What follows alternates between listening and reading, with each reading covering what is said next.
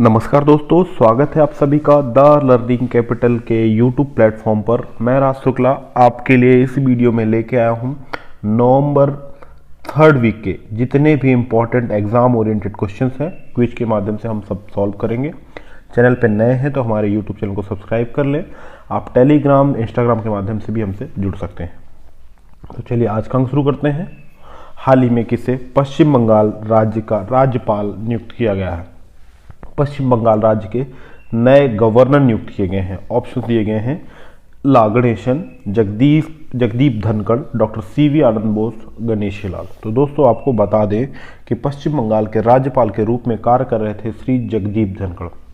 और जगदीप धनखड़ जी भारत के उन्हें 15वें उपराष्ट्रपति वाइस प्रेसिडेंट बनने का गौरव प्राप्त हुआ और वो उपराष्ट्रपति पद बन गए श्री जगदीप धनखड़। तब से यह पद खाली था और उनकी जगह ला गणेशन जो कि मणिपुर के राज्यपाल हैं, अतिरिक्त प्रभार था उनके पास। अब परमानेंट गवर्नर बना दिए गए हैं पश्चिम बंगाल के, नियुक्ति कर दी गई है डॉक्टर सीवी आनंद बोस को। ये हैं डॉक्टर सीवी आनंद बोस, रिटायर्ड आईएएस ऑफिसर्स हैं और उन्हें अब पश्चिम बंगाल का राज्यपाल बनाया गया है। गणेशी लाल ये उड़ीसा के गवर्नर के रूप में कार्य कर रहे हैं। पश्चिम बंगाल की बात करते हैं। वेस्ट बंगाल की राजधानी है कोलकाता। सीएम है श्रीमती ममता बनर्जी। पश्चिम बंगाल में सुंदरबन, बुक्सा, नेउरा घाटी, जल्दापाड़ा तथा सिंगलीला जैसे प्रसिद्ध नेशनल पार्क भी स्थित हैं। आगे बढ़ते हैं। हाल ही में किसे ONGC oil and natural gas का नया अध्यक्ष नियुक्त किया गया है? ऑप्शन दिए गए हैं श्री अरुण कुमार सिंह, श्री गुरदीप सिंह, श्री प्रमोद अग्रवाल या श्री सोमा मंडल। दोस्तों आपको बता दें कि ओएनजीसी यह ऑयल एंड नेचुरल गैस यह प्राकृतिक तेल के क्षेत्र में कार्य करने वाली एक भारत की महारत्न कंपनी है। महारत्न कंपनीज है ओएनजीसी और हाल ही में इसके नए प्रेसिडेंट बनाए गए हैं अरुण कुमार सिंह। अरुण कुमार सिंह ने AK हजारिका का स्थान ले लिया है। ओएनजीसी की बात करते हैं। 1956 में स्थापित हुई एक सार्वजनिक उपक्रम है और इसका हेडक्वार्टर है नई दिल्ली में। Gurdeep Singh NTPC national thermal power corporation के प्रेसिडेंट हैं और NTPC स्थापित हुआ 1975 में। इसका हेडक्वार्टर है नई दिल्ली में। CIL के कोल इंडिया लिमिटेड के वर्तमान अध्यक्ष हैं श्री प्रमोद अग्रवाल। कोल इंडिया लिमिटेड स्थापित हुआ 1975 में और इसका हेडक्वार्टर है कोलकाता, वेस्ट बंगाल में। सोमा मंडल सेल की steel authority of India limited की चेयरपर्सन है और पहली महिला चेयरपर्सन बनने का इनको गौरव प्राप्त हुआ है। सोमा मंडल जी को सेल स्थापित हुआ 1973 में और इसका हेडक्वार्टर है नई दिल्ली में। दोस्तों ये चारों CIL, सेल, NTPC तथा ONGC सभी ये भारत की महारत्न कंपनियां हैं। आगे बढ़ते हैं। हाल ही में पेरिस ओलंपिक 2024 के लिए मैस्कॉट जारी किया है, शुभंकर जारी किया गया है। क्या है शुभंकर? तो ऑप्शन देखते हैं फ्रीजियन कैप, मेराइतोवा, पेरी या लाइब। तो दोस्तों पेरिस 2024 जो आगामी ओलंपिक खेल हैं वो फ्रांस की राजधानी पेरिस में प्रस्तावित हैं, यहाँ पे रखा जाएगा। और हाल ही में पेरिस ओलंपिक 2024 के लिए मैस्कॉट जारी किया गया है, शुभंकर जारी किया गया है।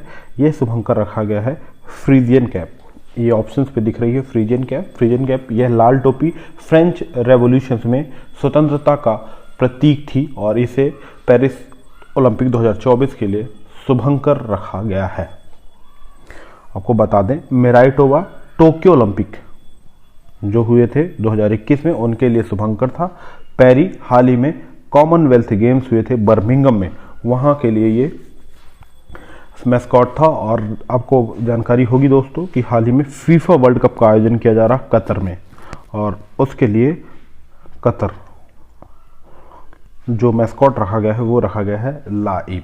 इस प्रश्न का सही उत्तर है ऑप्शन A फ्रीजियन कैप। तो दोस्तों आपको बता दें कि जो आगामी ग्रीष्मकालीन ओलंपिक हैं वो पेरिस में प्रस्तावित हैं। इसके बाद जो ओलंपिक होंगे आपको बता दें 2028 में वो खेले जाएंगे US के लॉस एंजलिस में। आगे बढ़ते हैं। हाल ही में कैम्ब्रिज डिक्शनरी का वर्ड ऑफ द ईयर 2022 किसे घोषित किया गया है? ऑप्शन दिए गए हैं पैरामैक्रिसिस, होमर, वैक्स या परसिवरेंस। दोस्तों हाल ही में कैम्ब्रिज डिक्शनरी ने अपना वर्ड ऑफ द ईयर घोषित किया है, यह है होमर। होमर 2022 के लिए Cambridge dictionary word of the year घोषित किया गया है। प्रसिद्ध अमेरिकी खेल बेसबॉल से संबंधित है। बेसबॉल का टर्म है होमर और 2022 में सबसे ज़्यादा यूज़ किया गया है, सबसे ज़्यादा सर्च किया गया है, इसलिए इसको कैम्ब्रिज डिक्शनरी का वर्ड ऑफ द ईयर घोषित किया गया है। दोस्तों आपको बता दें कि कॉलिंस डिक्शनरी ने वर्ड ऑफ द ईयर घोषित किया है 2022 के लिए पैरामाइक्रिसिस। यह राजनीतिक अस्थिरता या युद्ध के समय जीवन जीने के अनुभव, इसका मतलब होता है जीवन जीने का अनुभव, और यह कॉलिंस डिक्शनरी का वर्ड ऑफ द ईयर रखा गया है। दोस्तों आपको बता दें कि कैम्ब्रिज डिक्शनरी ने वर्ष 2021 के लिए वर्ड ऑफ द ईयर रखा था परसिवरेंस, जबकि ऑक्सफोर्ड डिक्शनरी ने 2021 के लिए वैक्स शब्द को वर्ड ऑफ द ईयर घोषित किया था। आगे बढ़ते हैं। हाल ही में प्रसिद्ध खिलाड़ी अब्बास मुंतशिर का निधन हो गया है, उनका संबंध किस खेल से है? ऑप्शन दिए गए हैं हॉकी, क्रिकेट, वॉलीबॉल या बास्केटबॉल। पूर्व भारतीय बास्केटबॉल खिलाड़ी तथा कप्तान श्री अब्बास मुंतशिर जी का हाल ही में निधन हो गया है। बास्केटबॉल से संबंधित है इनका उत्तर, और इनका हाल ही में निधन हो गया। वर्ष 1970 में इन्हें अर्जुन अवार्ड प्रदान किया गया। ध्यान रखिएगा, अर्जुन अवार्ड प्रदान किया जा रहा है। वर्ष 1961 से वर्तमान में 15 लाख की राशि प्रदान की जाती है, और 1970 में अब्बास मुंतशिर जी को यह पुरस्कार प्रदान किया गया था। इसके बाद उन्होंने अभिनय में भी कई हाथ अपनाए अब्बास मुंतशिर जी ने, और उन्हें काफ़ी हद तक सफलता भी मिली, और हाल ही में उनका निधन हो गया अब्बास मुंतशिर जी का। उनका संबंध है बास्केटबॉल खेल से। आगे बढ़ते हैं। हाल ही में किसे मेजर ध्यानचंद खेल रत्न 2022 से नवाजा गया? बहुत ही महत्वपूर्ण प्रश्न है दोस्तों, आने वाले एग्जाम्स में पूछे जाने की प्रबल संभावनाएं हैं। पूछा ही जाएगा ये प्रश्न, मेजर ध्यानचंद खेल रत्न 2022 से किसे नवाजा गया है? ऑप्शन दिए गए हैं अचंत शरत कमल, लक्ष्य सेन, निखत जरीन या सीमा पुनिया। दोस्तों 2022 के लिए मेजर ध्यानचंद खेल रत्न से नवाजा जाएगा श्री अचंत शरत कमल को। अचंत शरत कमल का संबंध है टेबल टेनिस खेल से है, और अचंत शरत कमल को एक और उपलब्धि इन्होंने हासिल की है। ITTF international table tennis federation के एथलीट आयोग में चुने जाने वाले पहले टेबल टेनिस खिलाड़ी चुने गए हैं अचंत शरत कमल। तमिलनाडु राज्य के हैं अचंत शरत कमल, और टेबल टेनिस खेल से संबंधित हैं, और इन्हें वर्ष 2022 के मेजर ध्यानचंद, जो कि भारत में खेलों के क्षेत्र में दिया जाने वाला सर्वोच्च पुरस्कार है, इसके लिए इन्हें नामित किया गया है। ITTF international table tennis federation अंतर्राष्ट्रीय स्तर पर टेबल टेनिस खेलों की सर्वोच्च नियामक संस्था है। 1926 में स्थापित हुई, और इसका हेडक्वार्टर है लुसाने, स्विट्जरलैंड में। इसके अतिरिक्त मेजर ध्यानचंद खेल रत्न की बात करते हैं दोस्तों, वर्ष 1991 में इनकी शुरुआत हुई। भारत में सर्वोच्च पुरस्कार है खेलों के क्षेत्र में। पहले राशि प्रदान की जाती थी 7.5 लाख। वर्ष 2020 में इसका पूर्व में नाम था राजीव गांधी खेल रत्न। 2020 में खेलों का इसका नाम परिवर्तित कर दिया गया, नाम रखा गया मेजर ध्यानचंद खेल रत्न, और राशि जो कि 7.5 लाख रुपए दी जाती थी, अब वर्तमान में दी जाती है 25 लाख की राशि। ये पुरस्कार दिया गया है। अच्छा सर, लक्ष्य सेन, निखत जरीन तथा सीमा पुनिया, इन तीनों को इस वर्ष के लिए अर्जुन अवार्ड के लिए चुना गया है। अर्जुन अवार्ड की शुरुआत हुई वर्ष 1961 में, और इसके लिए राशि प्रदान की जाती है 15 लाख की। लक्ष्य सेन का संबंध बैडमिंटन खेल से है, निखत जरीन बॉक्सिंग से है, सीमा पुनिया एथलीट हैं। आगे बढ़ते हैं। हाल ही में अंतर्राष्ट्रीय पर्यटन मार्ट का आयोजन कहाँ किया गया है? ऑप्शन दिए गए हैं ईटानगर, कोहिमा, इम्फाल या आइजॉल। अंतर्राष्ट्रीय पर्यटन मार्ट का आयोजन किया गया है मिजोरम की राजधानी आइजॉल में। 3 दिवसीय अंतर्राष्ट्रीय पर्यटन मार्ट का उद्घाटन पर्यटन मंत्रालय के मंत्री श्री जी किशन रेड्डी ने किया है। यह आयोजन किया गया है मिजोरम आइजॉल में। ईटानगर अरुणाचल प्रदेश की राजधानी है, कोहिमा नागालैंड की राजधानी है, इम्फाल मणिपुर की राजधानी है और मिजोरम की राजधानी है आइजॉल। मिजोरम के सीएम हैं श्री जोरामथंगा और गवर्नर के रूप में कार्य कर रहे हैं श्री के हरिबाबू। आगे बढ़ते हैं। हाल ही में किसे नीति आयोग के पूर्णकालिक सदस्य के रूप में नियुक्त किया गया है? ऑप्शन दिए गए हैं श्री अरविंद विरमानी, वी के सारस्वत, रमेश पॉल या रमेश चंद या वी के पॉल।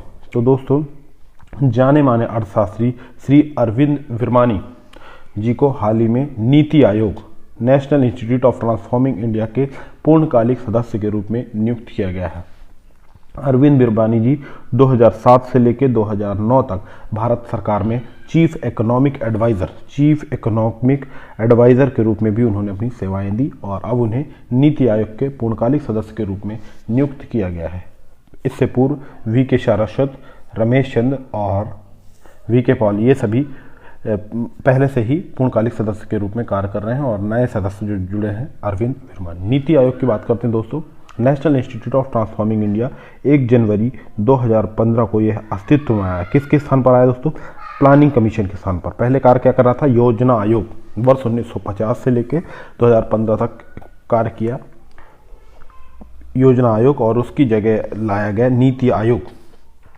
नीति आयोग भारत में योजनाओं को प्रवर्तित करने का इसका मुख्य काम था और पहले उपाध्यक्ष बनाए गए थे वर्ष 2015 में श्री अरविंद पनगड़िया।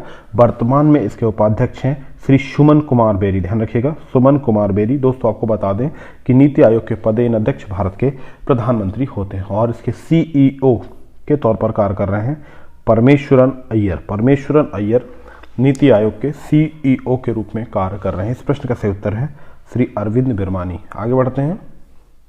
हाल ही में ग्लोबल मीडिया कांग्रेस का आयोजन कहाँ किया गया है? ऑप्शन दिए गए हैं नई दिल्ली, आबू धाबी, रियाद या ढाका। तो दोस्तों पहले ग्लोबल मीडिया कांग्रेस का आयोजन यूएई के आबू धाबी में किया गया है। ग्लोबल मीडिया कांग्रेस यह मीडिया क्षेत्र में इनोवेशन को बढ़ावा देगा। इससे दुनिया भर के 1200 से अधिक मीडिया व्यवसायी और विशेषज्ञ इसमें शामिल हुए। इसके लिए जो थीम रखी गई थी, विषय वस्तु थीम थी the shaping the future of the media industry, shaping the future of the media industry और इसका आयोजन किया गया आबू धाबी में। आगे बढ़ते हैं। हाल ही में किस देश को आधिकारिक रूप से G20 की अध्यक्षता प्रदान की गई है? बहुत ही महत्वपूर्ण प्रश्न दोस्तों। G20 दोस्तों आपको बता दें कि G20 का जो सम्मेलन होंगे अगले 2023 में सभी सम्मेलन भारत में होंगे। भारत के विभिन्न शहरों में इनका आयोजन किया जाएगा और हाल ही में बता दें कि गत नवंबर 16 और 17 नवंबर को शिखर सम्मेलन का आयोजित किया गया था इंडोनेशिया के बाली में। भारतीय प्रधानमंत्री इसमें शामिल हुए थे और इंडोनेशिया के प्रधानमंत्री श्री जोको विडोडो ने भारत के प्रधानमंत्री श्री नरेंद्र मोदी जी को प्रतीकात्मक रूप से G20 की अध्यक्षता सौंप दी है आगामी 1 वर्ष के लिए और ऑफिशियल तरीके से 1 दिसंबर 2022 से लेकर अगले 1 वर्ष तक के लिए भारत G20 की अध्यक्षता करेगा। ये महत्वपूर्ण बात है, ध्यान रखिएगा। अगला मतलब अब वर्तमान अध्यक्ष हो गया है भारत और अगले 1 वर्ष तक जितनी भी मीटिंग्स होंगी G20 की वो सभी भारत होंगी। बहुत ही हर भारतवर्षी के लिए यह गौरव करने वाला क्षण होगा जब G20 इतने बड़े संगठन की सारी मीटिंग्स भारत में होंगी। G20 की बात कर लेते हैं दोस्तों। यह 19 देश तथा एक की ध्यान रखिएगा यूरोपियन यूनियन यानी 20 विकसित तथा उभरती अर्थव्यवस्थाओं का एक संगठन है। 1999 में यह बनाया गया था। जिस देश में मीटिंग्स होती हैं वही इसकी अध्यक्षता करता है और भारत पहली बार G20 की अध्यक्षता कर रहा है। 1999 में यह स्थापित हुआ था। आगे बढ़ते हैं।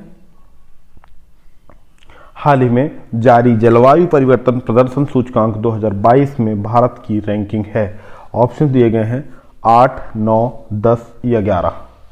तो दोस्तों हाल ही में जलवायु परिवर्तन प्रदर्शन सूचकांक क्लाइमेट चेंज परफॉर्मेंस इंडेक्स जारी किया गया है और भारत की रैंकिंग में सुधार आया है। वर्ष 2021 में भारत की रैंकिंग थी 10 और 2 अंकों की बढ़ोतरी हुई है और भारत का स्थान है 8वां स्थान। दोस्तों आपको बता दें कि वर्ष 2005 से जलवायु परिवर्तन प्रदर्शन सूचकांक जारी किए जा रहे हैं और इसकी जारीकर्ता जो संस्था है जर्मन वॉच, ध्यान रखिएगा जर्मन वॉच, यह एक पर्यावरण के क्षेत्र की दिशा में कार्य करने वाला एनजीओ है।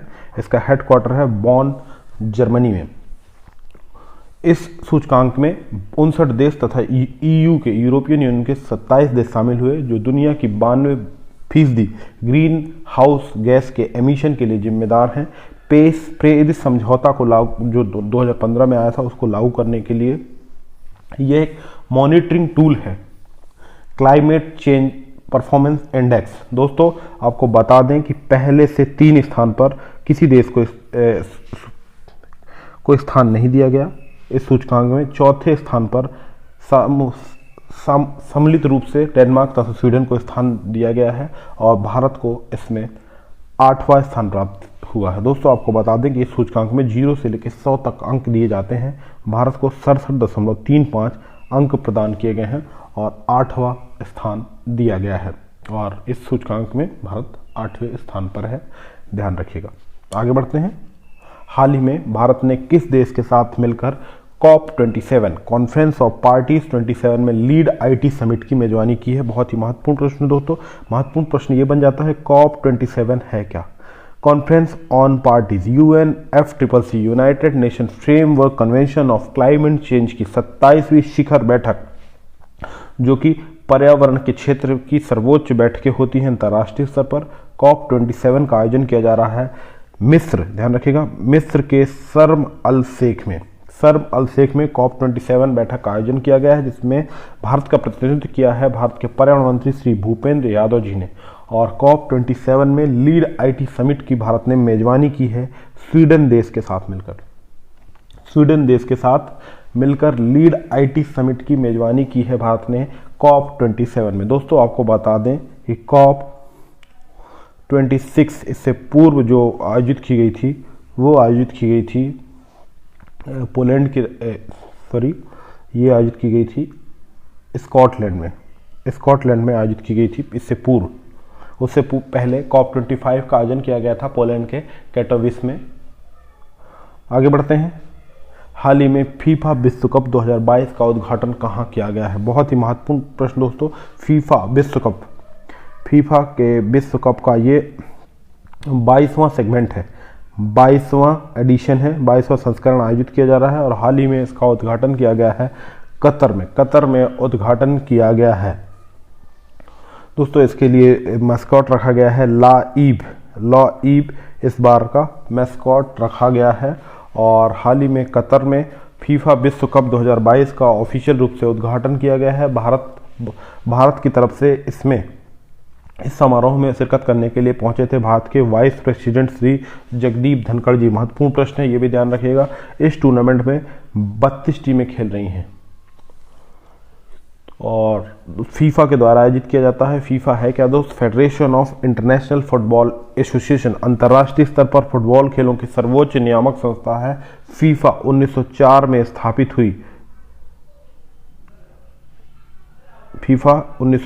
स्थापित हुई। ज्यूरिक स्विट्जरलैंड में इसका हेडक्वार्टर है और जियानी इन्फेंटिनो वर्तमान में इसके प्रेसिडेंट के रूप में कार्य कर रहे हैं, क्योंकि फीफा भी चर्चा में है, पूछे जाने की संभावना बनती है।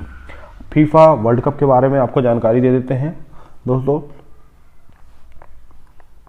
पहला फीफा वर्ल्ड कप हुआ था 1930 में, ध्यान रखिएगा दोस्तों। यह 21वां संस्करण है, 21वां एडिशन आयोजित किया जा रहा है। 1930 में पहली बार फीफा विश्व कप का आयोजन किया गया।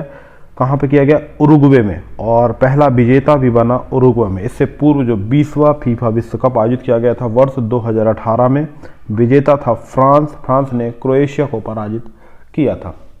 चलिए आगे बढ़ते हैं। अंतर्राष्ट्रीय सहिष्णुता दिवस कब मनाया जाता है? International day of tolerance. Option दिए गए हैं 15 नवंबर, 16 नवंबर, 17 नवंबर और 18 नवंबर। तो दोस्तों आपको बता दें कि 16 नवंबर को अंतर्राष्ट्रीय सहिष्णुता दिवस इंटरनेशनल डे ऑफ टॉलरेंस के रूप में मनाया जाता है। यूनाइटेड नेशंस के द्वारा यह दिवस मनाया गया। दोस्तों 1996 में महात्मा गांधी जी की 125वीं जयंती मनाई गई थी। 125वीं जयंती के उपलक्ष्य में 1996 से 16 नवंबर को अंतर्राष्ट्रीय सहिष्णुता दिवस के रूप में मनाया जाता है।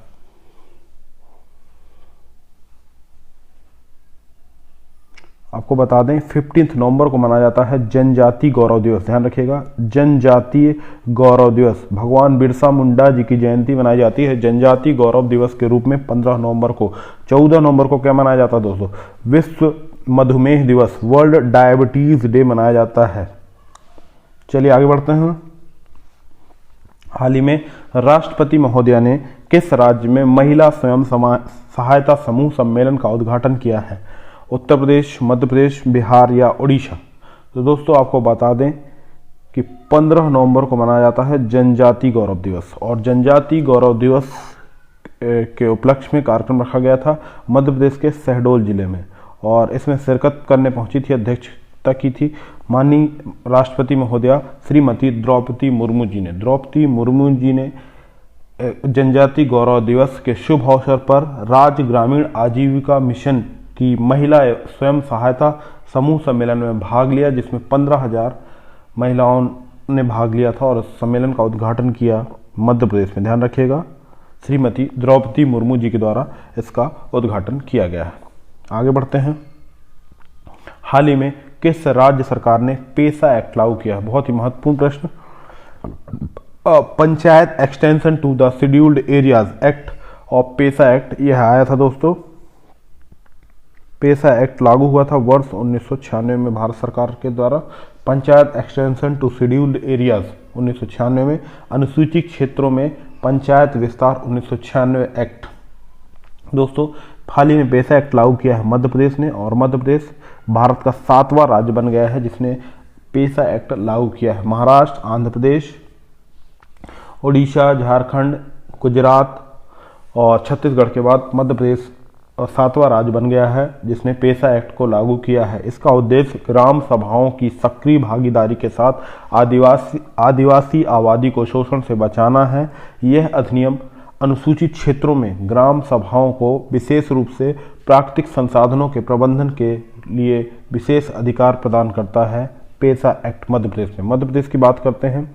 राजधानी है भोपाल, सीएम है श्री शिवराज सिंह चौहान, गवर्नर के रूप में कार्य कर रहे हैं श्री मंगू भाई पटेल। मंगू भाई पटेल मध्य प्रदेश के गवर्नर के रूप में कार्य कर रहे हैं। मध्य प्रदेश को जनजातीय राज्य, ट्राइबल स्टेट के रूप में भी जाना जाता है, क्योंकि मध्य प्रदेश में जनसंख्या की दृष्टि से सर्वाधिक जनसंख्या आदिवासियों की रहती है। सर्वाधिक आदिवासी जनसंख्या मध्य प्रदेश में है। मध्य प्रदेश में भील, गोंड, सहारिया, भारिया, बैगा जैसी प्रसिद्ध जनजातियों के निवास स्थल है। मध्य प्रदेश में सांची, खजुराहो तथा भीमबेटका की गुफाएं यूनेस्को की विश्व विरासत सूची में शामिल स्थल हैं।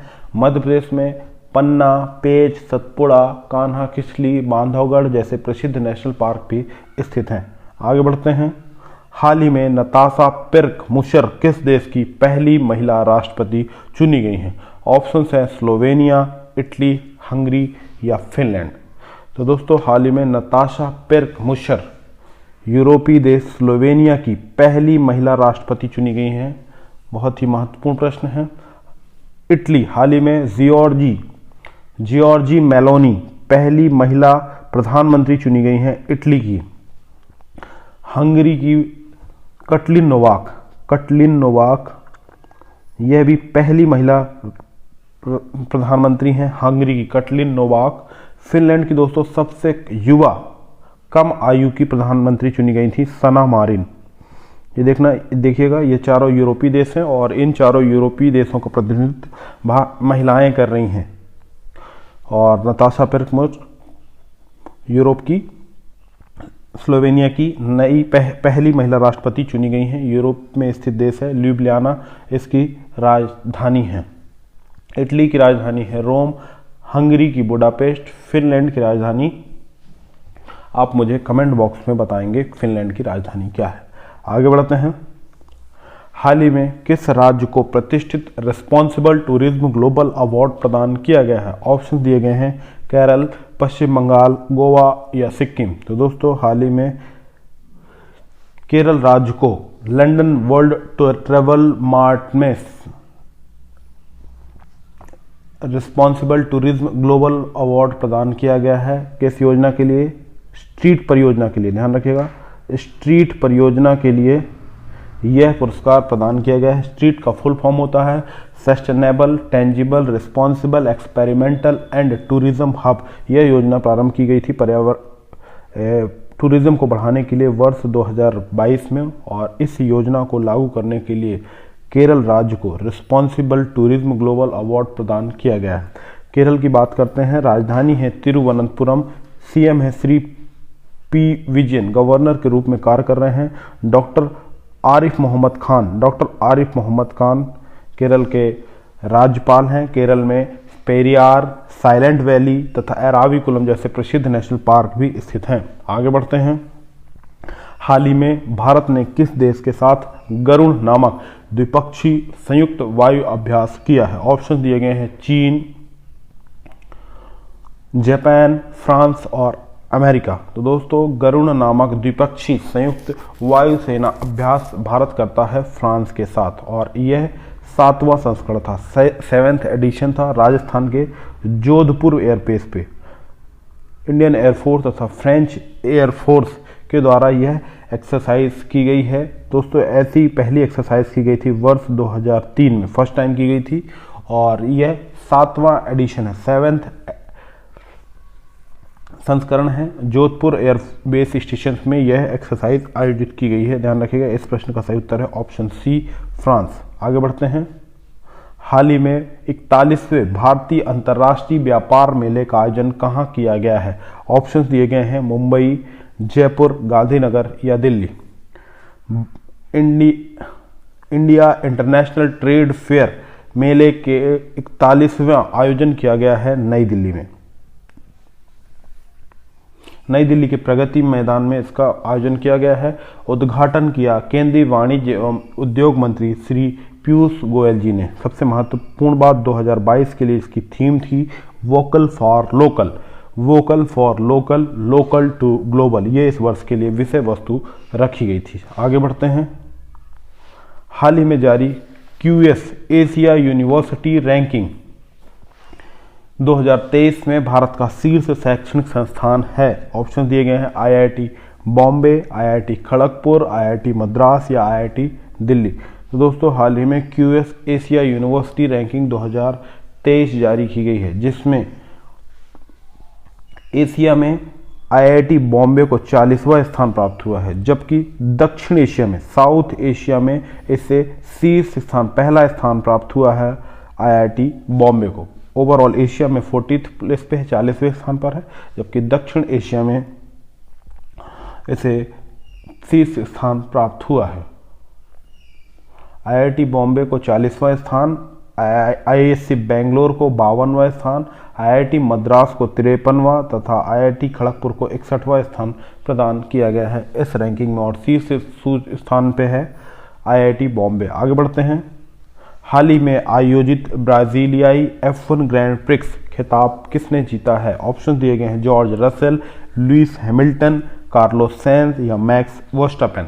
तो दोस्तों आपको बता दें कि ब्राजीलियन फार्मूला 1 ग्रैंड प्रिक्स का आयोजन किया गया था ब्राजील के साओ पोलो में आयोजन किया गया था, जिसमें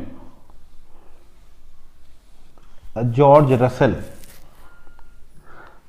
रसेल जो मर्सिडीज के खिलाड़ी हैं, उन्होंने यह खिताब जीत लिया है।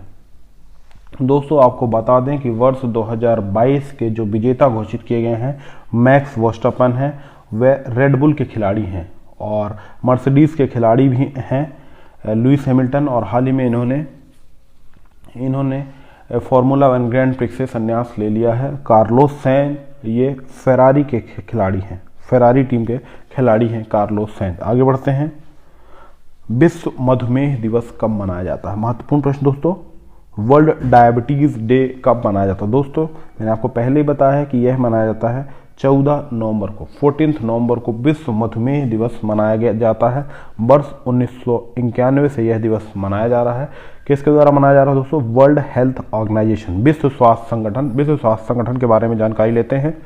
अंतर्राष्ट्रीय स्तर पर यूनाइटेड नेशंस की स्वास्थ्य के क्षेत्र में कार्य करने वाली सर्वोच्च संस्था है WHO, विश्व स्वास्थ्य संगठन। 7 अप्रैल 1948 को स्थापित हुआ। 7 अप्रैल को ही विश्व स्वास्थ्य दिवस, वर्ल्ड हेल्थ डे मनाया जाता है। इसका हेडक्वार्टर है जिनेवा, स्विट्जरलैंड में। टेड्रोस एधेनॉम वर्तमान में डायरेक्टर जनरल के रूप में कार्य कर रहे हैं WHO। 1991 से विश्व मधुमेह दिवस मनाया जाता है। फ्रेडरिक बेटिंग ने इंसुलिन हार्मोन की खोज की थी। उनकी खोज को चिन्हित करने तथा डायबिटीज के बारे में जागरूकता करने के लिए यह दिवस मनाया जाता है। इस वर्ष के लिए थीम रखी गई है विषय वस्तु access to diabetes eradication, diabetes education, access to diabetes education इस वर्ष के लिए विषय वस्तु रखी गई है। आगे बढ़ते हैं।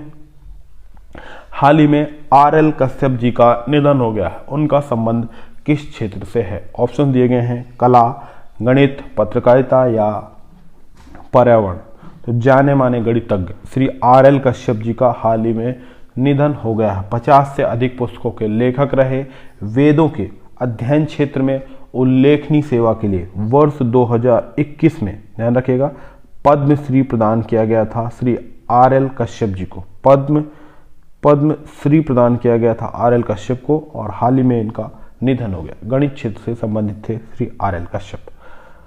हाल ही में काशी तमिल संगमम का उद्घाटन कहाँ किया गया है? ऑप्शन दिए गए हैं मदुरई, महाबलीपुरम, वाराणसी या प्रयागराज। तो दोस्तों 1 माह तक चलने वाले काशी तमिल संगमम का उद्घाटन हाल ही में भारत के प्रधानमंत्री श्री नरेंद्र मोदी जी ने वाराणसी में किया। वाराणसी उत्तर प्रदेश में है और वाराणसी से ही भारत के प्रधानमंत्री नरेंद्र मोदी जी स्थानीय सांसद हैं वाराणसी के। काशी तमिल संगमम का आयोजन 17 नवंबर से लेके 16 दिसंबर 2022 तक वाराणसी में किया जाएगा। इसका आयोजन शिक्षा मंत्रालय भारत सरकार के द्वारा किया जा रहा है और भारत के शिक्षा मंत्री हैं वर्तमान में श्री धर्मेंद्र प्रधान। आगे बढ़ते हैं। विश्व शौचालय दिवस, वर्ल्ड टॉयलेट डे कब मनाया जाता है? ऑप्शन दिए गए हैं 18 नवंबर, 19 नवंबर, 20 नवंबर और 21 नवंबर। तो दोस्तों विश्व शौचालय दिवस मनाया जाता है 19 नवंबर को। 2013 से यह दिवस मनाया जाता है। स्वच्छता के बारे में जागरूकता तथा भूजल पर स्वच्छता संकट के प्रभाव पर ध्यान केंद्रित करता है यह दिवस। इस वर्ष के लिए थीम रखी गई है मेकिंग द इनविजिबल विजिबल। यह इस वर्ष के लिए थीम रखी गई है। आगे बढ़ते हैं। हाल ही में प्रधानमंत्री जी ने किस राज्य की कामेंग जल विद्युत परियोजना राष्ट्र को समर्पित की है? बहुत ही महत्वपूर्ण प्रश्न दोस्तों।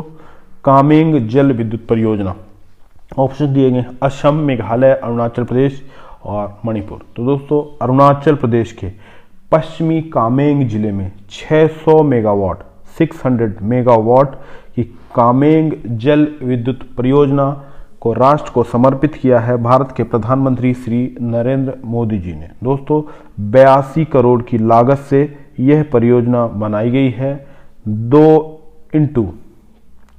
4 इंटू 150 मेगावाट के प्लांट बनाए गए हैं, पावर प्लांट बनाए गए हैं।